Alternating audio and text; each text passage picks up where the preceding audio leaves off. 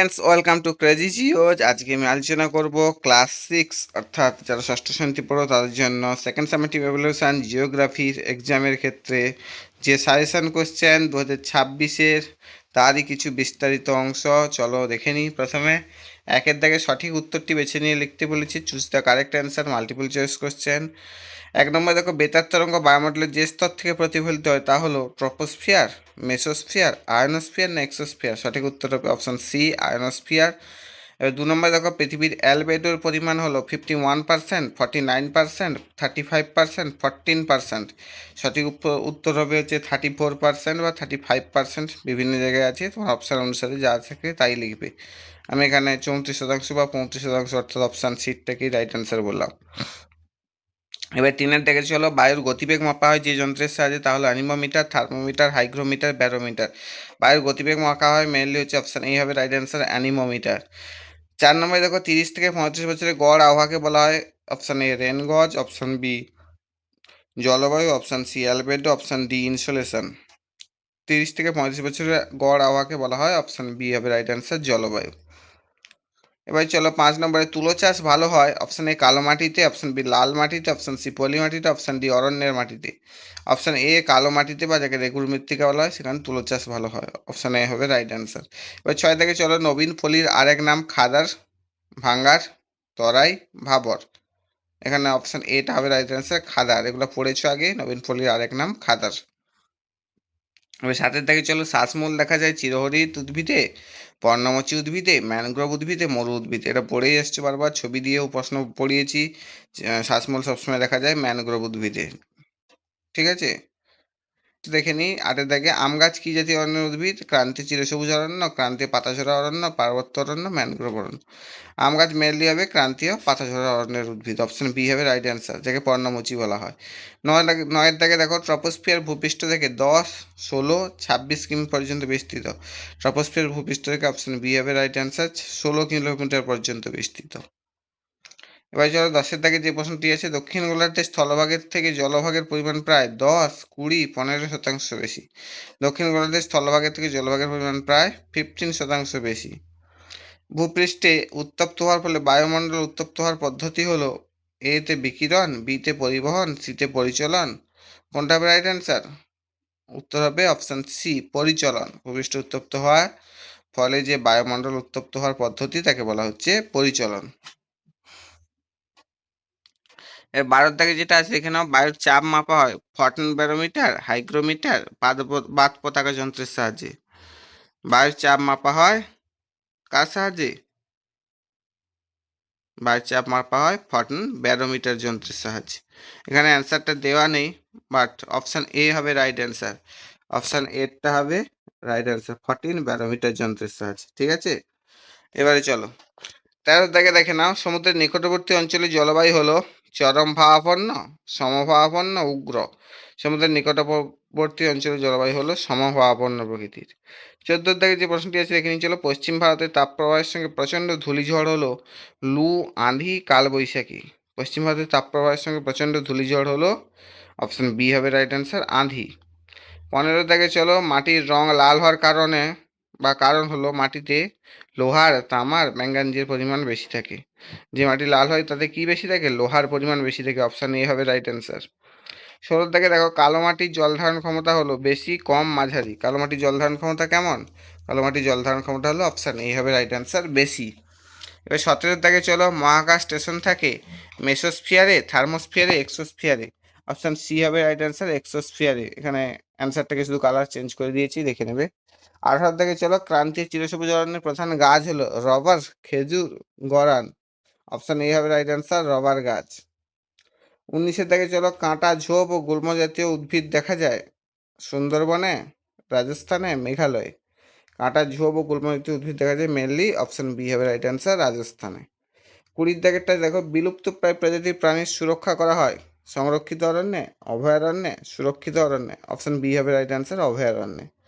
21 দেখো, কাজিরাঙ্গা হলো জাতীয় উদ্যান, সুরক্ষিত অরণ্য, সংরক্ষিত অরণ্য।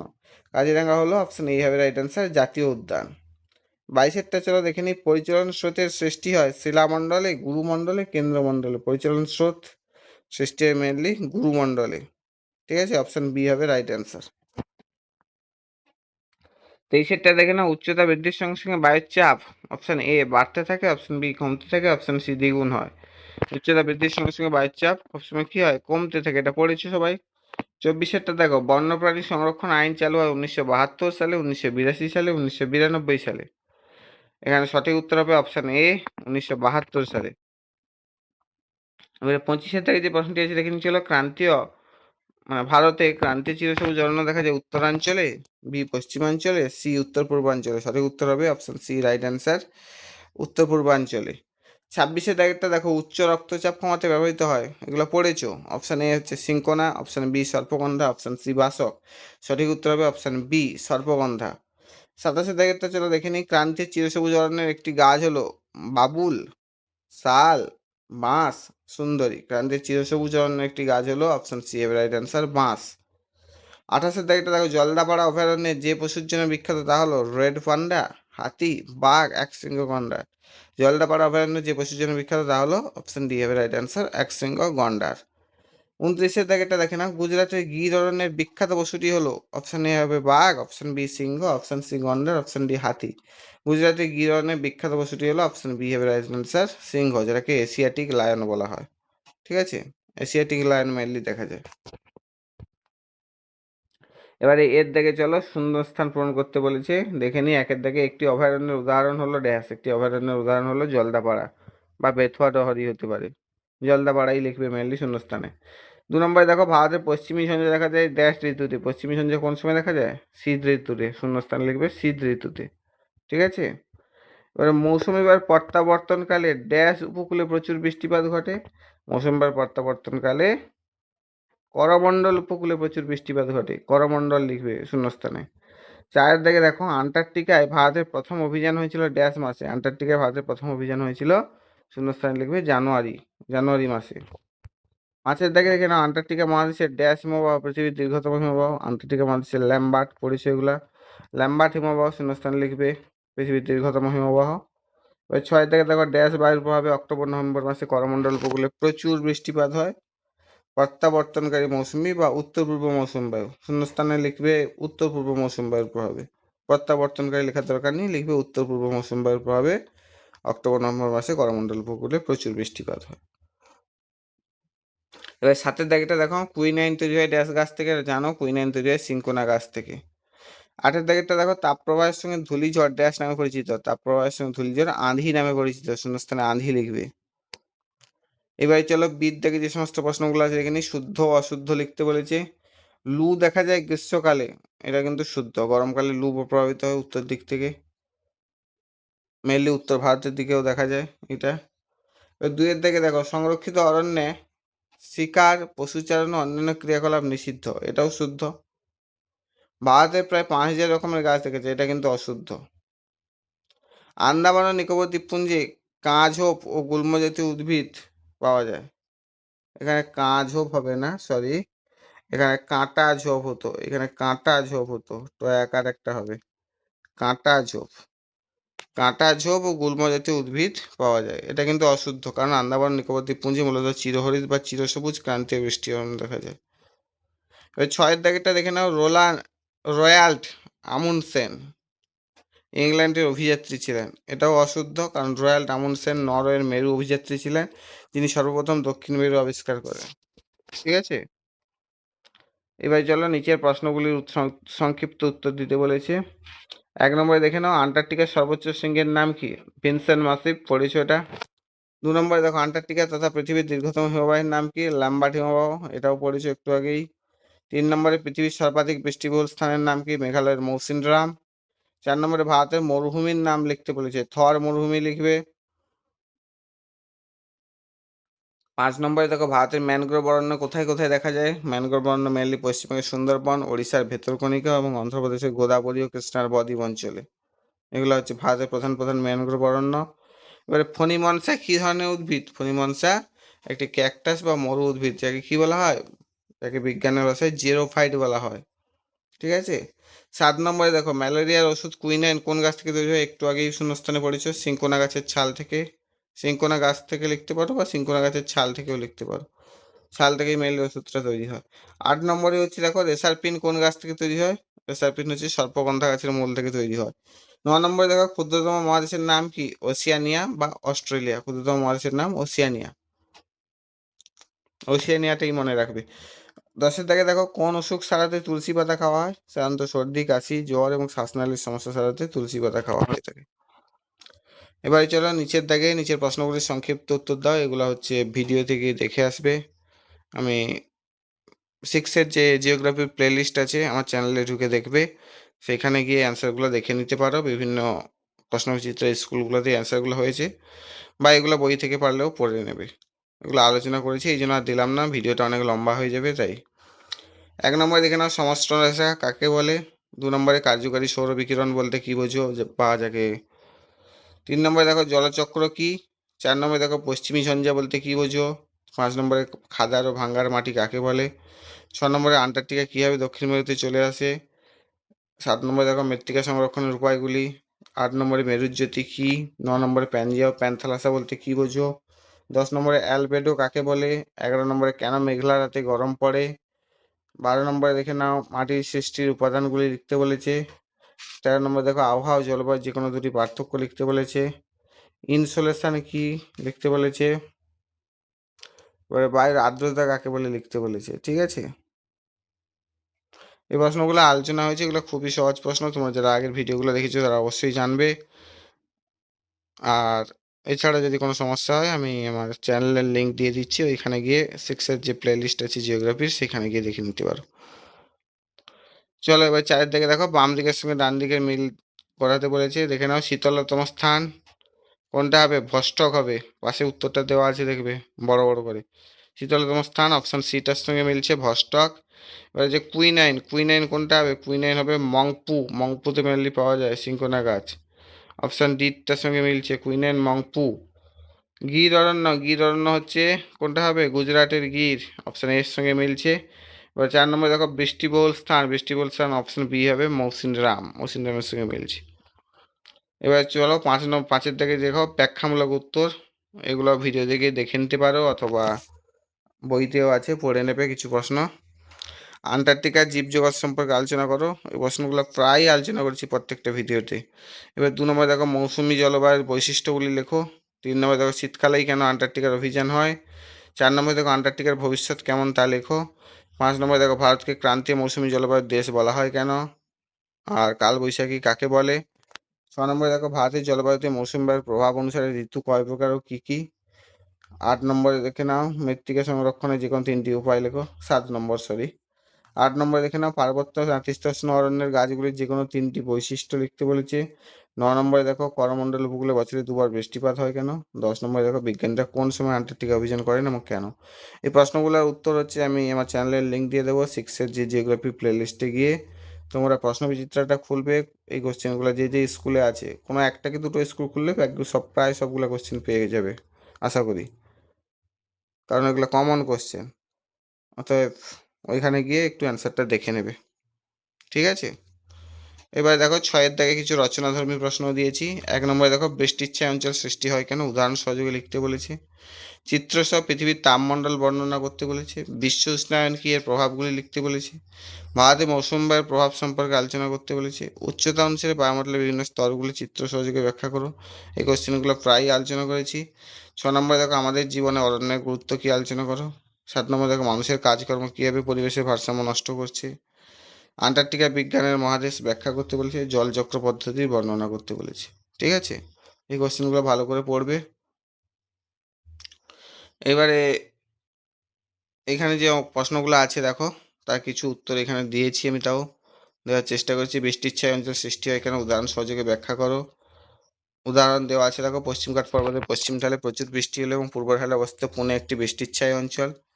মেঘালয়ের খাসি পাহাড়ের দক্ষিণে মৌসিনরামে প্রচুর বৃষ্টি হলেও উত্তর ঢালে অবস্থিত শিলংয়ের একটি বৃষ্টির ছায়া অঞ্চল। এটা দেওয়া আছে, দেখে নিতে পারো এখান থেকেও। এইবারে দেখো 2 নম্বর চিত্রসহ পৃথিবীর তাপমণ্ডলের বর্ণনা দাও। এগুলো আলোচনা হয়েছে, তাও একবার অ্যান্সার দিয়ে দিয়েছি।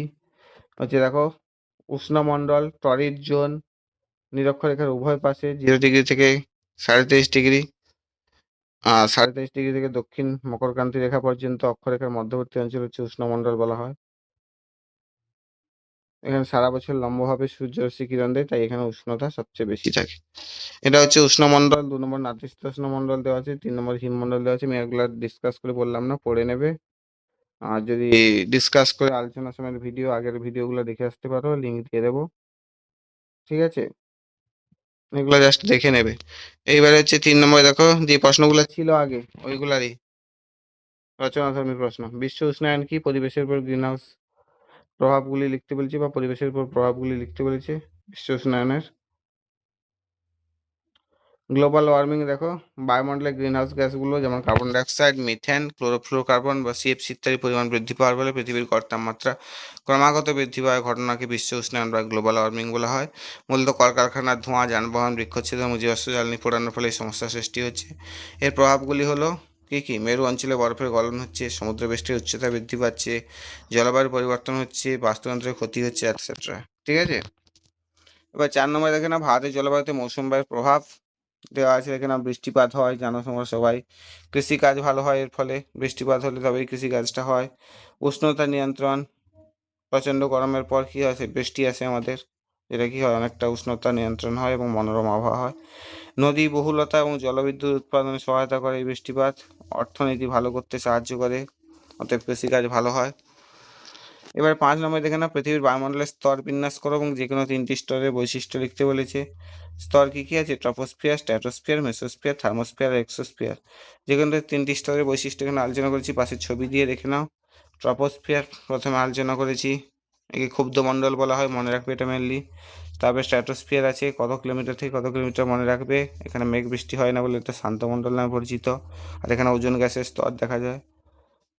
এবার মেসোস্ফিয়ার আছে নেক্সট। মেসোস্ফিয়ারের বৈশিষ্ট্যগুলো কী কী? স্ট্র্যাটোস্ফিয়ারের পর থেকে 80 কিলোমিটার পর্যন্ত বিস্তৃত। এখানে উল্কা পৃথিবীর দিকে ধেয়ে আসে এবং তাই স্তরে পুড়ে ছাই হয়ে যায়। এটি বায়ুমণ্ডলের সবচেয়ে শীতলতম স্তর। এগুলো আছে, দেখে নেবে।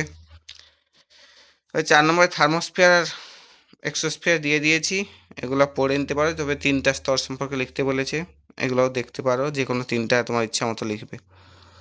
এবার 6 নম্বরে দেখো আমাদের জীবনে অরণ্যের গুরুত্ব কি আলোচনা করতে বলেছে। আমাদের জীবনে অরণ্য বা বনের গুরুত্ব অপরিসীম। নিচের প্রধান প্রয়োজনীয়তাগুলি দেওয়া হলো। কী করে অরণ্য? আমাদের অক্সিজেন সরবরাহ করে, এগুলো মনে থাকবে গল্পের মতো। জলবায়ু নিয়ন্ত্রণে সাহায্য করে, অর্থাৎ অরণ্য থাকলে কী হয়? বৃষ্টিপাত ঘটায়।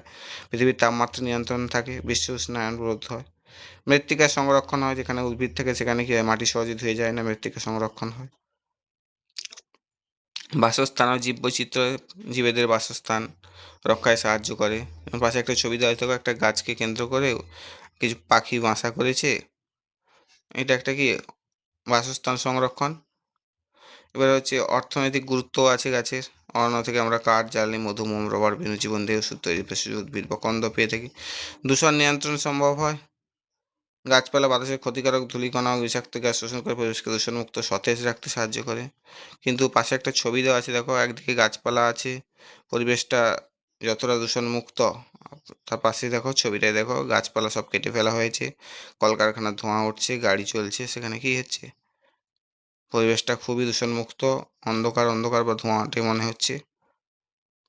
এগুলো পড়ে নেবে জাস্ট গল্পের মতো। ঠিক আছে, এবারে চলো নেক্সট।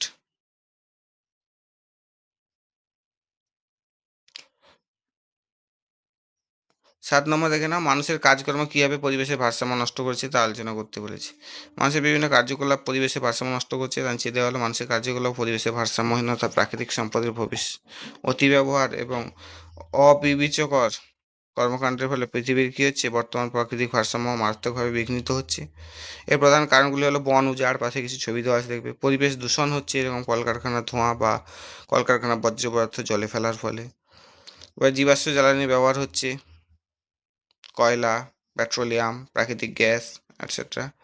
অতিরিক্ত সম্পদ আহরণ হচ্ছে, কীটনাশক, রাসায়নিক সারের ব্যবহার যথেচ্ছ হারে হচ্ছে। এগুলা কি হচ্ছে? এবার নেক্সট দেখো 8 নম্বরে আন্টার্কটিকাকে বিজ্ঞানের মহাদেশ বলা হয়, ব্যাখ্যা করতে বলেছে। আন্টার্কটিকাকে বিজ্ঞানের মহাদেশ বলা হয় কারণ গবেষণার আদর্শ স্থান এটা। আন্তর্জাতিক সহযোগিতা এখানে পাওয়া যায়, গবেষণা কেন্দ্র সুবিধা রয়েছে, আর জলবায়ুর ইতিহাস একটা আছে, দেখে নেবে। এগুলো আগেই আলোচনা করেছি, আমি শুধু জাস্ট পয়েন্টগুলো বলে গেলাম, নয়তো ভিডিও অনেক লম্বা হয়ে যাবে। নম্বর দেখো, জলচক্র পদ্ধতিটি বর্ণনা করো।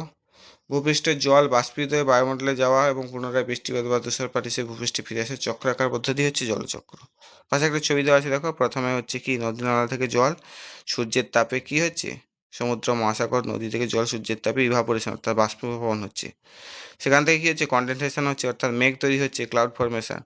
মেঘ কি হচ্ছে নেক্সট বৃষ্টিপাত আকারে বা প্রেসিপিটেশন আকারে পদক্ষেপণ আকারে কি হচ্ছে, সেটা রেন হতে পারে, বরফ হতে পারে, বা স্নো তুষার হতে পারে, বা হচ্ছে জল বৃষ্টিপাত আকারে আবার পৃথিবীতে নেমে আসছে, আবার নদী নালাতে বাহিত হচ্ছে, আবার সূর্যের তাপে কি হচ্ছে ইভাপোরেশন হয়ে আবার মেঘ তৈরি হচ্ছে। এইভাবে চক্রাকার যে প্রসেস, তিনটা না চারটা আছে, মনে হয় চারটা আছে, দেখে নেবে পয়েন্টগুলো। তাকে হচ্ছে ওয়াটার সাইকেল বলছি। নেক্সট দেখো, আন্টার্কটিকায় বিশ্ব উষ্ণায়নের কী প্রভাব দেখা যায়, এগুলো পড়েছো। বরফের গলন হচ্ছে, সমুদ্রপৃষ্ঠের উচ্চতা বৃদ্ধি পাচ্ছে, বাস্তুতন্ত্রের ক্ষতি হচ্ছে। এইটুকু পর্যন্তই, আশা করি খুব ভালো করে এগুলো পড়বে। Thank you, best of luck, পরীক্ষা আশা করি ভালোভাবে হবে। এই কোশ্চেনগুলো দেখে যেও। আর ওই যে কিছু সংক্ষিপ্ত প্রশ্ন আছে 3 নম্বরের প্রশ্ন সম্ভবত, ওইগুলো হচ্ছে আমার ভিডিও থেকে দেখতে পারো বা বই থেকে পড়ে নিতে পারো। আর রচনাধর্মী প্রশ্নগুলো তো অ্যান্সার দিয়ে দিয়েছি, একবার দেখে নেবে। Thank you. ভালো লাগলে হচ্ছে একটা লাইক করে দিও, আর বন্ধুদেরকে শেয়ার করে দিও, আর সাবস্ক্রাইব করে বেল আইকনটা প্রেস করে রাখো যাতে পরবর্তী ইউনিট টেস্টের ভিডিওগুলো খুব তাড়াতাড়ি পেয়ে যাও। টাটা।